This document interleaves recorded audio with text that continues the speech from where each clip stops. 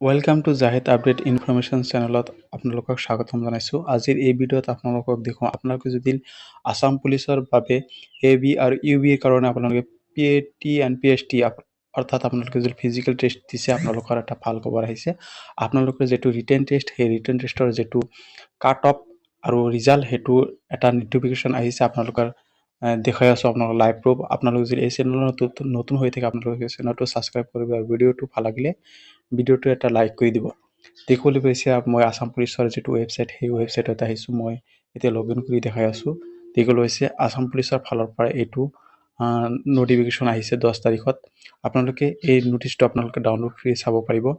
ইয়াৰ যিটো আপোনালোকৰ 40টা constable UB আৰু 2300 AB পোষ্ট আছিল।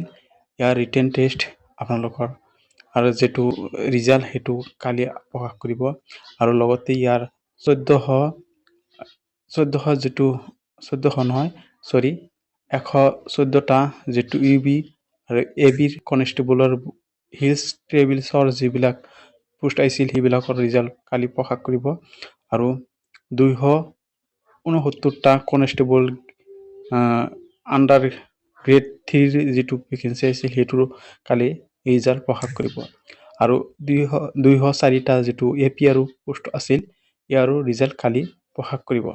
হে আপোনালোকে যদি এই চেনেলৰ নতুন হৈ থাকে চেনেলটো ছাবস্ক্ৰাইব কৰিব আৰু আপোনালোকে কেনেকৈ কালি আপোনালোকে যেটো ৰিজাল্ট সেই ৰিজাল্টটো কেনেকৈ চেক কৰিব আমি এটা ভিডিঅ' বনাই দিম। এই চেনেল নতুন হৈ থাকে চেনেলটো ছাবস্ক্ৰাইব কৰি ভিডিঅ'টো ভাল লাগিলে ভিডিঅ'টো এটা লাইক কৰি দিব।